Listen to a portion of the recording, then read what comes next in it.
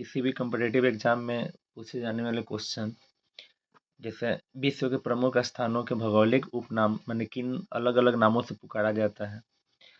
तो सबसे पहला क्वेश्चन आपका है काला महादेश, माने काला महादेश किसे कहते हैं? तो अफ्रीका को।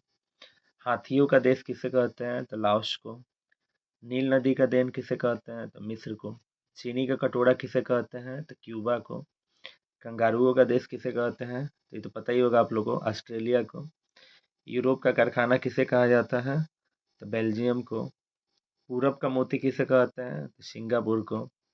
झीलों का देश किसे कहते हैं? फिनलैंड को। सांपों का देश किसे कहते हैं? ब्राजील को। मध्य रात्रि का सूर्य किसे कहते हैं? अच्छा, मध्य रात्रि का देश किसे कहते हैं? नॉर्वे को। सूर्योदय का देश किसे कहते हैं? जापान को।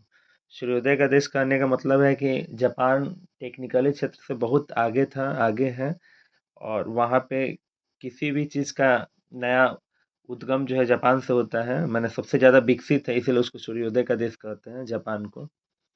सफ़ेद हाथियों का देश किसे कहते हैं? तो थाईलैंड को। 7 पर्वतों का नगर किसे कहते हैं? तो रोम को।